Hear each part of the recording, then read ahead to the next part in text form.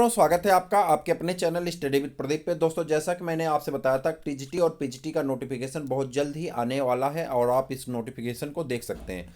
आज की मिली जानकारी के हिसाब से लगभग 7,000 पदों पे टीजीटी, पीजीटी और प्रधानाचार्य की भर्ती निकलने वाली है, जिसमें आपके भी विषय के पद अच्छे तरह से आने वाले हैं, यानी जीव विज्ञान के भी पद अच्छे तरह से आने वाले हैं। पिछली बार कम पद आए थे, लेकिन इस बार उम्मीद है कि आपके अच्छे पदों की संभावना होगी। इसी के साथ हम अगर आगे की बात करें तो टीजीटी पीजीटी की तैयारी में हम लोग क्लास 11th के 8 चैप्टर तक हम लोग पहुंच चुके हैं। माफ करिए, क्लास 11th के चैप्टर नंबर 8 तक हम लोग पहुंच चुके हैं। आज जो हमें पढ़ना है, ससीम केंद्र की कोशिकाएं पढ़ना है, यानी यूकैरियोटिक कोशिका के बारे में हमको डिस्कस करना है। और ना सिर्फ डिस्कस करना है, बल्कि ये चैप्टर को भी इसी के साथ फिनिश करना है और उसके बाद हम लोग नेक्स्ट चैप्टर में पहुंच जाएंगे, जैसा कि आप जानते हैं, जो है आपका जैव अणु। तो ये चैप्टर लगातार आपके आगे बढ़ रहे हैं, यहाँ से क्वेश्चन भी पूछे जाते हैं, आप जानते हैं, प्रश्न लगातार आए हैं, तो इनको हम आगे बढ़ाएंगे। एलटी के सिलेबस के हिसाब से हम लोग आगे बढ़ रहे हैं। सिलेबस अगर किसी को चाहिए, सिलेबस नहीं है, तो आप 8004109989 पे आप व्हाट्सअप करके अपना सिलेबस प्राप्त कर सकते हैं। हालांकि हमने टेलीग्राम पे भी डाल रखा है सिलेबस, आपको वहाँ से मिल जाएगा। ठीक है, चलिए स्टार्ट करते हैं क्लासेस को। और यहाँ आप देखते हैं यूकैरियोटिक कोशिका के बारे में हमने कल आपसे बताया था कि उन सभी कोशिकाओं में जिनमें क्या होता है, केंद्रक पाया जाता है और केंद्रक झिल्ली से आवृत होता है, उन्हें हम लोग क्या कहते हैं, यूकैरियोटिक कोशिका कहते हैं। स्पीड तेज तो नहीं है, वैसे भी हमारी नॉर्मल स्पीड थोड़ी सी तेज होती है, फिर भी आप समझ सकते हैं, क्योंकि आपको एज ए रिवीजन ही करना है। आप सब लोग ये सब पढ़ चुके हैं, ठीक है, मुझे पूरा भरोसा है कि आप पढ़ चुके हैं। अगर नहीं पढ़े हैं तब भी आपको रिवीजन ही करना। चलिए स्टार्ट करते हैं। कह रहा है सभी आद्य जीव यानी प्रिमिटिव जीव जो होते हैं, पादप हो चाहे प्राणी हो, कवक हो, यूकैरियोटिक कोशिकाएं होती हैं। यूकैरियोटिक कोशिकाओं में झिल्लीदार अंगकों के की उपस्थिति के कारण कोशिका द्रव विस्तृत कक्ष युक्त प्रयुक्त होता। कह रहा है एक बड़ा कक्ष युक्त प्रयुक्त होता है। यूकैरियोटिक कोशिकाओं में झिल्ली में केंद्रक आवरण युक्त व्यवस्थित केंद्रक होता। कह रहा है झिल्ली से केंद्रित रहता है और यह आवृत होने के कारण केंद्रक व्यवस्थित केंद्रक के रूप में नजर आता है। किसमें?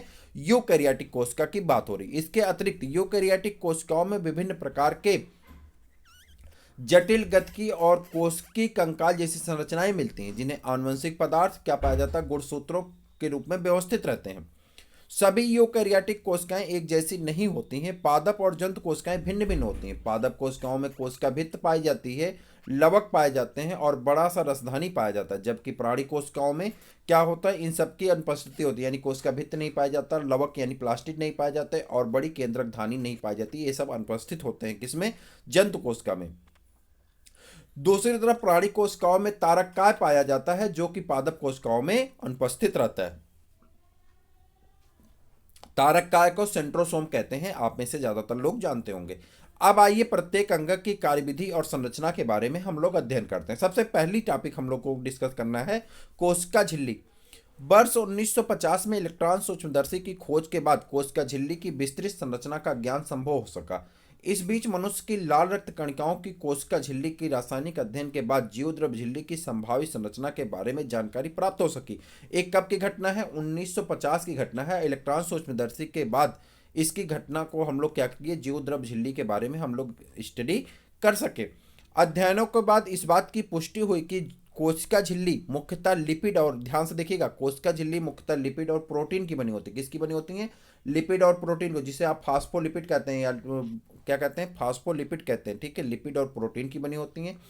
इसमें प्रमुख लिपिड फास्फोलिपिड होते हैं, जो दो सतहों में व्यवस्थित होते हैं। लिपिड झिल्ली के अंदर व्यवस्थित होते हैं, जिनका ध्रुवीय सिरा बाहर की ओर, जल भीरुपुच्छ सिरा अंदर की ओर होता है। कह रहा है जो जल ध्रुवीय सिरा होता है वो बाहर की ओर होता है और जो जल भीरुपुच्छ सिरा होता है वो अंदर की ओर होता है। इससे सुनिश्चित होता है कि संतृप्त हाइड्रोकार्बन की बनी हुई अध्रुवीय पुच्छ जलीय वातावरण में सुरक्षित रहती हैं। इसके अतिरिक्त फास्फोलिपिड झिल्ली में कोलेस्ट्रॉल भी होता है। फास्फोलिपिड झिल्ली में क्या पाया जाता है? कोलेस्ट्रॉल भी पाया जाता है। क्लियर हो गया? बाद में जैव रासायनिक अनुसंधानों से यह स्पष्ट हो गया कि कोशिका झिल्ली में प्रोटीन और कार्बोहाइड्रेट पाया जाता है। विभिन्न कोशिकाओं में प्रोटीन और लिपिड का अनुपात भिन्न भिन्न होता है। मनुष्य की रुधिराणुओं यानी इरिथ्रोसाइट की झिल्ली में लगभग 52% प्रोटीन व 40% लिपिड मिलता है। झिल्ली में पाए जाने वाले प्रोटीन को अलग अलग करने की सुविधा के आधार पर दो अंगभूत व परिधीय प्रोटीन अंगकों में विभक्त किया जा सकता है। परिधीय प्रोटीन झिल्ली की सतह पर होती है, जबकि अंगभूत प्रोटीन आंशिक व पूर्ण रूप से झिल्ली में धंसे रहते हैं। कोशिका झिल्ली का उन्नत नमूना 1972 में सिंगर और निकोलसन द्वारा प्रतिपादित किया गया था। कोशिका झिल्ली के बारे में नमूना किसने दिया था? सिंगर और निकोलसन द्वारा दिया गया था। इसे तरल कृमिक नमूना भी कहा जाता है के रूप में स्वीकार किया गया था। इसके अनुसार लिपिड के अर्धतरली प्रकृति के कारण फास्फोलिपिड द्विसतह के भीतर प्रोटीन पार्श्विक गति करता है। झिल्ली के भीतर गति करने की क्षमता उसकी तरलता पर निर्भर करती है। झिल्ली के भीतर गति करने की क्षमता उसकी तरलता पर निर्भर करती है। ये आपकी झिल्ली है, किस क्या कहते हैं इसको? फास्फोलिपिड बाइलेयर की बनी होती हैं, 2 सतह होती है, ठीक है। उसके बाद शर्करा वगैरह इसमें जुड़ी हुई हैं, आप देख पा रहे हैं। चलिए आगे बढ़ते हैं। झिल्ली की तरली प्रकृति जिसके कार्य जैसे कि कोशिका वृद्धि, अंतर कोशिका संयोजन का निर्माण, श्रावण, अंत कोशिक कोशिका विभाजन इत्यादि की दृष्टि से महत्वपूर्ण है। जीवद्रव्य झिल्ली का सर्वाधिक महत्वपूर्ण कार्य यह है कि इससे अणुओं का परिवहन होता है। यह झिल्ली इसके दोनों तरफ मिलने वाले अणुओं के लिए चयनित पारगम्य है। कुछ अणु बिना जल ऊर्जा की आवश्यकता के इस झिल्ली से होकर के आते हैं, जिसे निष्क्रिय परिवहन कहते हैं। उदासीन विलेय सांद्र प्रवणता के अनुसार, जैसे कि उच्च सांद्रता से निम्न सांद्रता की ओर साधारण विसरण विधि द्वारा झिल्ली से बाहर आते हैं। कह रहा है कि उच्च सांद्रता से निम्न सांद्रता की ओर साधारण विसरण विधि द्वारा इस झिल्ली से आर पार आते जाते रहते हैं। जल की इस झिल्ली में उच्च सांद्रता से निम्न सांद्रता की ओर गति होती है। विसरण द्वारा जल के प्रवाह को परासरण कहते हैं। कह रहा विसरण के द्वारा जल के प्रवाह को क्या कहते हैं? परासरण कहते हैं। चूंकि ध्रुवीय अणु की अध्रुवीय लिपिड द्विसतह से होकर नहीं जा सकते, इन्हें झिल्ली से होकर के परिवहन के लिए झिल्ली के वाहक प्रोटीन की आवश्यकता होती है। कुछ आयन या अणुओं का झिल्ली के होकर परिवहन उनकी सांद्रता प्रवणता के विपरीत, जैसे निम्न से उच्च सांद्रता की ओर होता है। इस प्रकार के परिवहन हेतु ऊर्जा आधारित प्रक्रिया होती है, जिसमें एटीपी का उपयोग होता है। ऐसे परिवहन को सक्रिय परिवहन कहते हैं। यह एक पंप के रूप में कार्य करता है, जैसे sodium ion, potassium ion pump इत्यादि। कोशिका भित्ति, आपको याद ही होगा कि कवक व पौधों के जीवद्रव्य झिल्ली से बाहर पाए जाने वाली दृढ़ निर्जीव आवरण की कोशिका भित्ति कहते हैं। कोशिका को केवल यांत्रिक हानियों के संक्रमण से भी रक्षा नहीं करती, बल्कि यह कोशिकाओं के बीच आपसी संपर्क बनाए रखने और अवांछनीय बृहद अणुओं के लिए अवरोध प्रदान करता है। शैवालों की कोशिका भित्ति सेलुलोज, गैलेक्टेंस, मैनास व खनिज जैसे कैल्शियम कार्बोनेटों की बनी होती हैं, जबकि दूसरे पौधों में यह सेलुलोज, हेमीसेलुलोज, पेक्टिन और प्रोटीन की बनी होती हैं। नवपादप कोशिका की कोशिका भित्ति में स्थित प्राथमिक भित्ति में वृद्धि की क्षमता होती है, जो कि कोशिका के परिपक्वन के साथ घटती जाती है। वह इसके साथ कोशिका के भीतर की तरफ द्वितीय भित्ति का निर्माण होने लगता है। मध्य पट्टिका मुख्यतः कैल्शियम पेक्टेट की बनी होती है। मध्य पट्टिका किसकी बनी होती है? कैल्शियम पेक्टेट की बनी होती है। आप देख पा रहे हैं किसकी बनी होती है? कैल्शियम पेक्टेट की बनी होती हैं, जो आसपास के विभिन्न कोशिकाओं को आपस में चिपकाए व पकड़े रहती हैं। कोशिका भित्ति यौन मध्य पटकी के जीवद्रव्य तंतु प्लाज्मोडेस्मेटा आड़े तिरछे रूप से स्थित हो रहते हैं, जो आसपास की कोशिका द्रव्य को जोड़ते हैं। अब दूसरे अंगक की बात करते हैं, अंतःप्रदब्बी जालिका, जिसे हम लोग अंतःझिल्ली तंत्र, ठीक है। अंतःझिल्ली तंत्र के बारे में पढ़ेंगे। झिल्लीदार अंगक कार्य व संरचना के आधार पर एक दूसरे से काफी अलग होते हैं। इनमें बहुत से ऐसे होते हैं जिनके कार्य एक दूसरे से जुड़े रहते हैं। इन्हें अंतःझिल्ली तंत्र से अंतर्गत रखते हैं। इस तंत्र के अंतर्गत अंतःद्रव्य जालिका, गाल्जिका, लयनकाय तथा रसधानी अंगक आते हैं। सूत्रकणिका, माइटोकॉन्ड्रिया, हरित लवक तथा परऑक्सीसोम के कार्य उपरोक्त अंगों से संबंधित नहीं होते हैं, इसलिए इन्हें अंतःझिल्ली तंत्रिका के अंतर्गत नहीं रखा जाता है। अंतःद्रव्य जालिका एंडोप्लाज्मिक रेटिकुलम कहते हैं। कह रहा है अंतःद्रव्य जालिका के बारे में आपको पढ़ना है। इलेक्ट्रॉन सूक्ष्मदर्शी के अध्ययन के पश्चात यह पता चला कि यूकैरियोटिक कोशिका के कोशिका द्रव्य में चपटे आपस में जुड़े थैली युक्त छोटी नलिकावत जालिका तंत्र बिखरा रहता है, जिसे अंतःद्रव्य जालिका कहते हैं। प्रायः राइबोसोम अंतःद्रव्य जालिका के बाहरी सतह पर चिपके रहते हैं, जिसे अंतःद्रव्य जालिका के सतह पर यह राइबोसोम मिलते हैं। इसे खुरदुरी अंतःद्रव्य जालिका कहते हैं। राइबोसोम की उपस्थिति पर अंतर्द्रव्य जालिका चिकनी अनुपस्थिति पर अंतर्द्रव्य जालिका कैसी हो जाती हैं? चिकनी लगती हैं। अतः इसे चिकनी अंतर्द्रव्य जालिका कहते हैं। जो कोशिकाएं प्रोटीन संश्लेषण और श्रावण में सक्रिय भाग लेती हैं, इन्हें खुरदुरी अंतर्द्रव्य जालिका बहुतायत में मिलती हैं। एक काफी फैली हुई और केंद्रक में बाह्य झिल्ली युक्त तक फैली रहती हैं। चिकनी अंतर्द्रव्य जालिका प्राणियों में लिपिड संश्लेषण के मुख्य स्थल होते हैं। लिपिड की भांति स्टेरॉयड्स हार्मोन चिकने अंतर्द्रव्य जालिका में होते हैं। गाल्जी उपकरण। कैमिलो गाल्जी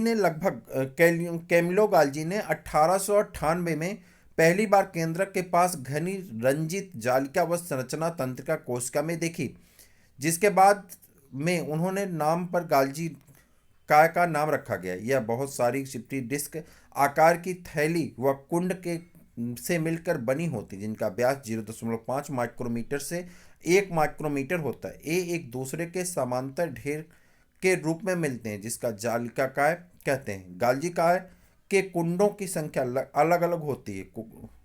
गाल्जी कुंड केंद्रक के पास संकेंद्रित व्यवस्थित होते हैं। इनकी निर्माणकारी सतह उन्नोदर सिस और परिपक्व सतह उत्तवातल ट्रांस होती है। अंगक सिस व ट्रांस सतह पूर्णतः अलग होते हैं, लेकिन आपस में जुड़े रहते हैं। गाल्जी काय का मुख्य कार्य द्रव्य को संवेष्टित कर अंतर कोश के लक्ष्य तक पहुंचाना या कोशिका के बाहर श्रवण करना है। संवेष्टित द्रव्य अंतर्द्रव्य जालिका से पुट्टिका के रूप में गाल्जी काय के शीर्ष सिरे से संगठित होकर परिपक्व सतह की ओर गति करते हैं। इससे स्पष्ट है कि गाल्जी काय का अंतर्द्रव्य जालिका के निकटतम संबंध होता है। अंतर्द्रव्य जालिका पर उपस्थित राइबोसोम द्वारा प्रोटीन का संश्लेषण होता है, जो गाल्जी काय के ट्रांस सिरे से निकलने के पूर्व उसके कुंड में रूपांतरित हो जाते हैं। गाल्जी काय ग्लाइकोप्रोटीन व ग्लाइकोलिपिड निर्माण का मुख्य स्थल होता है। अगला अंगक है आपका लयन काय, जिसे हम लोग लाइसोसोम कहते हैं। यह झिल्ली पुट्टिका संरचना होती है, जो संवेष्टि विधि द्वारा गाल्जी काय से बनते हैं। पृथक्कृत लयन काय पुट्टिका में सभी प्रकार की जल अपघटकी एंजाइम जैसे कि हाइड्रोलेजेज, लाइपेजेज, प्रोटीएजेज और कार्बोहाइड्रेजेज मिलते हैं, जो अम्लीय परिस्थितियों में सर्वाधिक सक्रिय रहते हैं। ये enzyme carbohydrate, protein, lipid, nucleic अम्ल आदि के पाचन में सक्षम होते हैं। रसधानी वैक्यूल्स की अगर हम बात करें तो कह रहा है कोशिका द्रव्य में झिल्ली द्वारा घिरी जगह को रसधानी कहते हैं, जिसमें पानी, रस, उत्सर्जित पदार्थ तथा अन्य उत्पाद भी कोशिका के लिए उपयोगी नहीं होते हैं। ठीक, उपयोगी नहीं है। इसमें मिलते हैं। रसधानी एकल झिल्ली के आवृत होती हैं, जो टोनोप्लास्ट कहलाती। कह रहा रसधानी एकल झिल्ली से आवृत होती है, जिसे टोनोप्लास्ट कहते हैं। याद रखिएगा, पूछा गया प्रश्न है। इसके पादप कोशिकाओं में यह लगभग 90% स्थान को घेरती है। ठीक है, कितने प्रतिशत स्थान को घेरती? लगभग 90% स्थान को घेर लेती। पौधों में बहुत से आयन एक दूसरे के सांद्रता प्रवणता के विपरीत टोनोप्लास्ट से होकर रसधानी अभिगमित होते हैं। इस कारण इसे इनकी सांद्रता रसधानी में कोशिका द्रव्य की अपेक्षा काफी अधिक हो जाती है। आगे की तरफ बढ़ते हैं और अगली टॉपिक। अच्छा, अमीबा में संकुचनशील रसधानी उत्सर्जन के लिए महत्वपूर्ण होती है। याद रखिएगा, अमीबा में संकुचनशील रसधानी उत्सर्जन के लिए महत्वपूर्ण होती है। बहुत सारी कोशिकाओं में आद्य जीव के खाद्य रसधानी का निर्माण निकलने के लिए होता है। किसको? खाद्य पदार्थों के निकलने के लिए होता है। सूत्रकणिका, जिसे हम लोग माइटोकॉन्ड्रिया कहते हैं, बहुत इंपॉर्टेंट है माइटोकॉन्ड्रिया। इस टॉपिक के लिए देखते हैं, आगे बढ़ते हैं। सूत्रकणिका जब एक विशेष रूप से अभिरंजित नहीं किया जाता है, तब यह रस सूक्ष्मदर्शी द्वारा इसे आसानी से नहीं देखा जा सकता। प्रत्येक कोशिका में सूत्रकणिका की संख्या भिन्न होती है। इसकी कार्य की सक्रियता पर निर्भर करता है। ये आकृति और आकार में भिन्न होती हैं। एक तस्तरीनुमा बेलनाकार आकृति की होती हैं, जो 1 से लेकर के 4.1 माइक्रोमीटर लंबी, 0.2 से 1 माइक्रोमीटर औसतन व्यास की होती हैं। सूत्रकणिका एक दोहरी झिल्ली युक्त संरचना होती है, जिसकी बाहरी झिल्ली पर भीतरी झिल्ली इसकी अवकाशिका को 2 स्पर्श जलीय कक्षों भीतरी कक्ष में विभाजित कर देती है। भीतरी कक्ष में घने समांगी पदार्थों भरा रहता है। अधात्री मैट्रिक्स कहते हैं। बाह्य कंकाली सूत्रकणिका की बाह्य सतह सीमा बनाती है। इसको सीमा बनाती है। इसकी अंतःझिल्ली कई अधात्री तरह अंतर्बलन बनाती है, जिसे क्रिस्टी कहते हैं। क्रिस्टी इसके क्षेत्रफल को बढ़ाते हैं। इसकी दोनों झिल्लियों में इनसे संबंधित विशेष प्रकार के एंजाइम होते हैं, सूत्रकणिका का कार्य से संबंधित होते हैं। सूत्रकणिका का वायवीय श्वसन से संबंध होता है। इसमें एटीपी के रूप में उत्पादित होते हैं, ऊर्जा का उत्पादन होता है एटीपी के रूप में। इस कारण इसे सूत्रकणिका को कोशिका का शक्तिगृह यानी पावर हाउस कहते हैं। सूत्रकणिका के अधात्री एकल वृत्ताकार डीएनए पाया जाता है। कैसा? सर्कुलर डीएनए पाया जाता है। जैसे कि सर्कुलर डीएनए किसमें पाया जाता है? बैक्टीरिया, मूसी जनाह से वृत्ताकार डीएनए और राइबोसोम पाए जाते हैं। प्रोटीन संश्लेषण के लिए आवश्यक घटक उपस्थित होते हैं। सूत्रकणिका विघटन के द्वारा विभाजित होती है। ये सभी देखिए आर्गन हैं जो कि यहाँ पे पाए जाते हैं, जैसे कि बाह्य झिल्ली है, भीतरी झिल्ली, अधात्री है, अंतः झिल्ली अवकाशिका है और पृष्ठी है। आगे की तरफ बढ़ते हैं। अगला टॉपिक आपका आ जाता है किसका? प्लास्टिड का। लवक सभी पादप कोशिकाओं एवं कुछ प्रोटोजोआ जैसे युगलिना में मिलते हैं। ये आकार में बड़े होने के कारण सूक्ष्मदर्शी से आसानी से दिखाई पड़ते हैं। इसमें विशिष्ट प्रकार के वर्णक मिलने के कारण पौधे भिन्न भिन्न रंग के दिखाई पड़ते हैं। विभिन्न प्रकार के वर्णकों के आधार पर लवक कई प्रकार के हो जाते हैं, जैसे कि हरित लवक, वर्णी लवक तथा अवर्णी लवक। आगे बढ़ते हैं। हरित लवकों में पर्णहरित वर्णक जैसे कैरोटिनॉइड वर्णक मिलते हैं, जो प्रकाश संश्लेषण के लिए आवश्यक प्रकाशीय ऊर्जा को संचित करने का कार्य करते हैं। वर्णी लवक में वसा विलय कैरोटिनॉइड वर्णक जैसे कि कैरोटीन, जैंथोफिल, अन्य दूसरे पदार्थ मिलते हैं। इसके कारण इन पादपों में पीले, नारंगी और लाल रंग दिखाई पड़ते हैं। अवर्णी लवक विभिन्न आकृति और आकार के रंगहीन लवक होते हैं, जिसमें खाद्य पदार्थ संचित रहते हैं। मंड लवक में मंड के रूप में कार्बोहाइड्रेट संचित होता है, जैसे कि आलू। तेल लवक में तेल और वसा तथा प्रोटीन लवक में प्रोटीन का भंडारण होता है। आगे की तरफ बढ़ेंगे और आगे की तरफ बढ़ते हुए हम लोग पढ़ेंगे किसके बारे में? हरित लवक के बारे में। तो देखते हैं हरित लवक क्या है। हरित लवक में पर्णहरित वर्णक कैरोटिनॉइड वर्णक मिलते हैं, जो प्रकाश संश्लेषण के लिए आवश्यक प्रकाशीय ऊर्जा में संचित कार्य करने के लिए कार्य करते हैं। ठीक है। वर्णी लवक में वसाबिले कैरोटिनॉइड वर्णक जैसे कि कैरोटीन, जैंथोफिल व अन्य दूसरे पदार्थ मिलते हैं। इनके कारण पादपों में पीले, नारंगी और लाल रंग दिखाई पड़ते हैं। अवर्णी लवक विभिन्न प्रकृति, आकृति और आकार के रंगहीन लवक होते हैं। इसमें खाद्य पदार्थ संचित रहते हैं। मंड लवक में मंड के रूप में कार्बोहाइड्रेट संचित होते हैं, जैसे आलू। तेल लवक में तेल और वसा तथा प्रोटीन लवक में प्रोटीन का भंडारण होता है। यहाँ तक हम लोगों ने पढ़ लिया था। बीच में आप ही में से किसी मित्र का फोन आ गया, जिसकी वजह से हमको बंद करना पड़ा था। तो आगे की तरफ बढ़ते हैं और अगला आपका जो है ये यहाँ पे है। ठीक, तो चलिए देखते हैं क्या है आगे। हरे पादपों में अधिकतर हरित लवक पत्तियों के पर्ण मध्योतक कोशिकाओं में पाए जाते हैं। हरित लवक लेंस के आकार के अंडाकार, गोलाकार, चक्रिक और फीते के आकार के अंगक होते हैं, जो विभिन्न लंबाई यानी 5 से 10 माइक्रोमीटर व चौड़ाई 2 से 4 माइक्रोमीटर के होते हैं। इनकी संख्या बहुत भिन्न हो सकती है, जो प्रत्येक कोशिका में एक क्लेमाइडोमोनास हरित लवक में 20 से 40 प्रति कोशिका पर्ण मध्योतक कोशिका में होती है। सूत्रकणिका की तरह हरित लवक द्विझिल्लिका युक्त होते हैं। उपरोक्त में दो में से किसकी भीतरी लवक झिल्ली अपेक्षाकृत कम पारगम्य होती है? हरित लवक में अंतः झिल्ली से घिरे हुए भीतर के स्थान को पीठिका यानी स्ट्रोमा कहते हैं। पीठिका के चपटे झिल्ली युक्त थैली जैसी संरचना संगठित होती है, जिसे थैलेकॉइड कहते हैं। थैलेकॉइड सिक्कों के चट्टों के भांति ढेरों के रूप में मिलते हैं, जिन्हें ग्रेना, एक वचन में ग्रेनम या अंतरग्रेना थैलेकॉइड कहते हैं। इसके अलावा कई चपटी झिल्लीनुमा नलिकाएं जो ग्रेना के विभिन्न थैलेकॉइड को जोड़ती हैं, उसे पीठिका पट्टलिकाएं कहते हैं। थैलेकॉइड की झिल्ली एक रिक्त स्थान को घेरे होती है, जिसे अवकाशिका कहते हैं। हरित लवक की पीठिका में बहुत एंजाइम मिलते हैं, जो कार्बोहाइड्रेट व प्रोटीन संश्लेषण के लिए आवश्यक हैं। इनमें छोटा द्विलड़ी वृत्ताकार डीएनए अणु और राइबोसोम मिलते हैं। हरित लवक थैलेकॉइड में उपस्थित होते हैं। हरित लवक में पाए जाने वाले राइबोसोम 70S, कोशिका द्रव्य राइबोसोम 80S से छोटा होता है। राइबोसोम की बात करते हैं। जॉर्ज पैलेडी ने इलेक्ट्रॉन सूक्ष्मदर्शी द्वारा सघन कणिका में संरचना राइबोसोम को सर्वप्रथम देखा था। ये राइबोन्यूक्लिक अम्ल व प्रोटीन के बने और किसी भी झिल्ली में घिरे नहीं रहते हैं। यूकैरियोटिक कोशिका में 80S तथा प्रोकैरियोटिक राइबोसोम 70S प्रकार के होते हैं। प्रत्येक राइबोसोम की उप इकाइयाँ छोटी और बड़ी उप इकाइयों में बंटी होती है, जिसे यह सेडबर्ग इकाई भी कहते हैं। यह आस्वंदन गुणांक को प्रदर्शित करता है। यह आरोप अपरोक्ष रूप से आकार व घनत्व को व्यक्त करता है। दोनों 70S और 80S राइबोसोम दो उप इकाइयों में से बना होता है। 70S वाले के लिए जो इकाई होती है वो 50S और 30S होती है, जो 80S के लिए होती 60S और 40S की होती है। ठीक है, चलिए आगे बढ़ जाते हैं। साइटोपंचर यानी साइटोस्केलेटन के बारे में पढ़ेंगे। प्रोटीन युक्त विस्तृत जालिका व तंतु जो कोशिका द्रव्य में मिलता है उसे साइटोपंचर कहते हैं। कोशिका में मिलने वाला साइटोपंचर भी विभिन्न कार्य जैसे कि यांत्रिक सहायता, गति व कोशिका के आकार को बनाए रखने में उपयोगी होता है। पश्चमाभ व कशाभिका, सीलिया व फ्लैजिला। उसके बाद यहाँ पर आ जाते हैं पश्चमाभिकाएं, एक वचन पश्चमाभ और कशाभिकाएं एक वचन में कशाभिका। रोम सदृश कोशिका झिल्ली पर मिलने वाली अपवृद्धि है।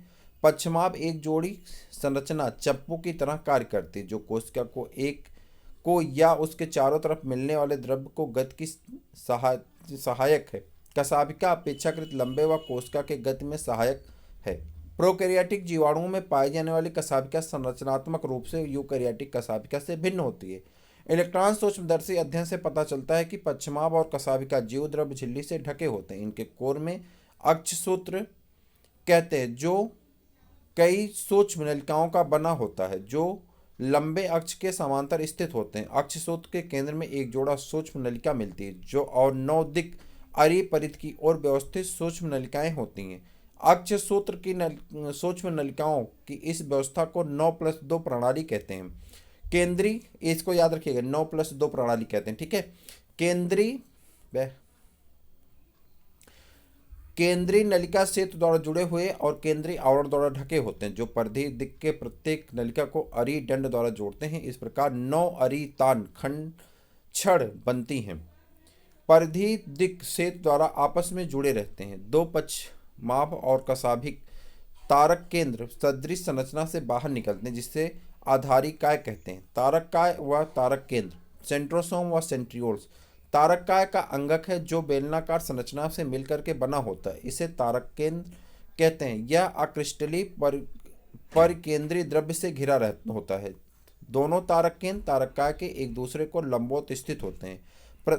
इसमें प्रत्येक की संरचना बैलगाड़ी के पहिए जैसी होती। तारक केंद्र संख्या में 9 समान दूरी पर स्थित परिधि ट्यूबलिक सूत्र के बने होते हैं। प्रत्येक परिधि सूत्रक एक त्रिक होते हैं।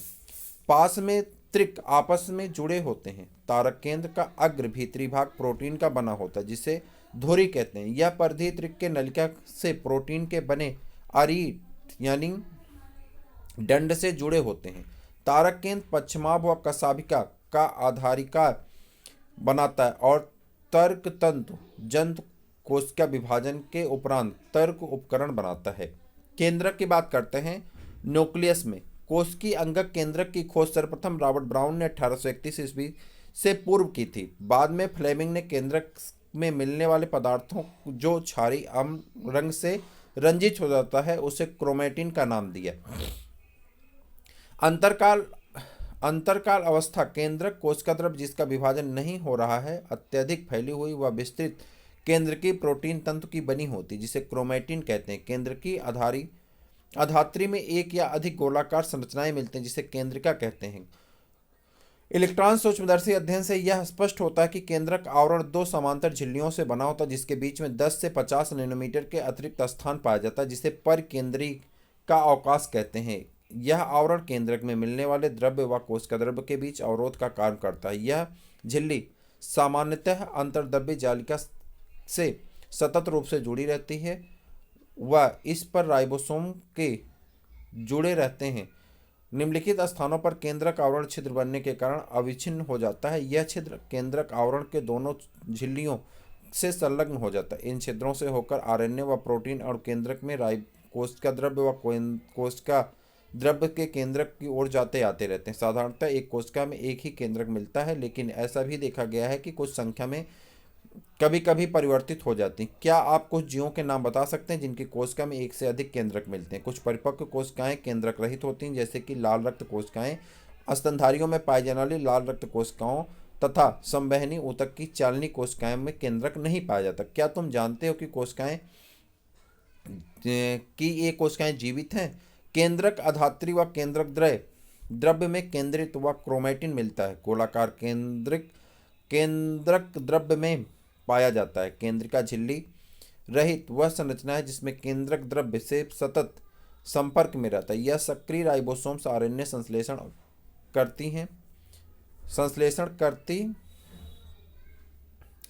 हेतु स्थल होते हैं। इसमें कोशिका अधिक सक्रिय रूप से प्रोटीन संश्लेषण करती है और उनमें बड़े और अनेक केंद्रित मिलते हैं। आप याद करें कि अंतरावस्था केंद्रक में ढीली ढीली अस्पष्ट न्यूक्लियोप्रोटीन तंतुओं की जालिका मिलती है जिसे क्रोमेटिन कहते हैं। अवस्थाओं व विभाजन के समय केंद्रक में स्थान पर गुणसूत्र संरचना दिखाई पड़ती है। क्रोमेटिन में डीएनए तथा कुछ क्षारीय प्रोटीन मिलते हैं जिसे हिस्टोन कहते हैं। इसके अतिरिक्त इसके अंतर हिस्टोन तथा आरएनए भी मिलता है। मनुष्य में कोशिका में लगभग 2 मीटर लंबा डीएनए सूत्र 46 गुणसूत्र यानी 23 जोड़ा में बिखरा होता। आप गुणसूत्र में डीएनए का संवेष्टन पैकेजिंग कक्षा 12B की विस्तृत में अध्ययन करेंगे। कक्षा 12 में है, इसके बारे में आप विस्तृत अध्ययन करेंगे। अभी हम लोग 11th की एनसीईआरटी पढ़ रहे हैं।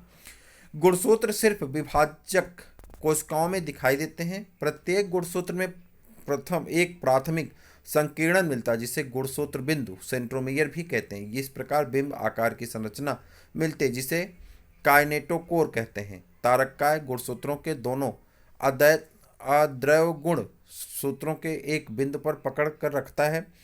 गुणसूत्र बिंदु की स्थिति के आधार पर गुणसूत्रों को 4 प्रकारों में विभाजित किया जा सकता है। मध्य केंद्री यानी मेटासेंट्रिक, ठीक, उसको हम लोग क्या कहते हैं, मेटासेंट्रिक गुणसूत्र में गुणसूत्र बिंदु गुणसूत्रों के बीचों बीच में स्थित होते हैं जिसे गुणसूत्र की दोनों भुजाएं बराबर लंबाई की होती हैं।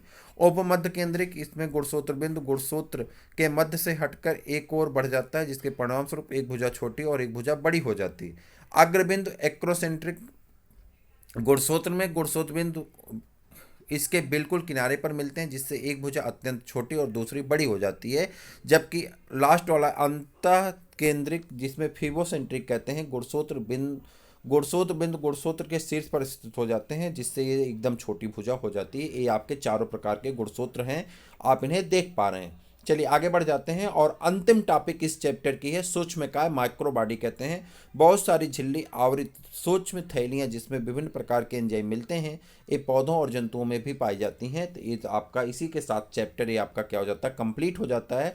मुझे उम्मीद है कि आपको इस जरूर पढ़े होंगे, पूरा चैप्टर पढ़ लीजिए। रिवीजन के तौर पर था इसलिए हम बहुत तेज़ी के साथ इसको कंप्लीट किए हैं। आप में से ज़्यादातर लोग इसको कनेक्ट कर पा रहे हैं, नहीं कनेक्ट कर पाए हैं तो आप जरूर पढ़िएगा, पूरा चैप्टर पढ़ लीजिएगा। फिर हम लोग मिलते हैं किसी और वीडियो में, तब तक के लिए इजाज़त दीजिए। अगला वीडियो आपका जो आएगा वो है जैव अणु, और जैव अणु को भी हम लोग 2 से 3 वीडियो में कवर करने वाले हैं। तो मुझे उम्मीद है कि आप उसको भी देखेंगे, उसका लाभ आपको मिलेगा। और फिर कोश का विभाजन को हम लोग 2 से 3 वीडियो में कोश का विभाजन को भी करने वाले हैं। उसके बाद तुरंत हम लोग यूनिट नंबर 4 में आ जाएंगे जो कि आपके लिए बहुत बेहतरीन यूनिट है, आपको पता है। तो फिर हम लोग मिलते हैं किसी और वीडियो में, तब तक के लिए इजाज़त दीजिए। जय हिंद।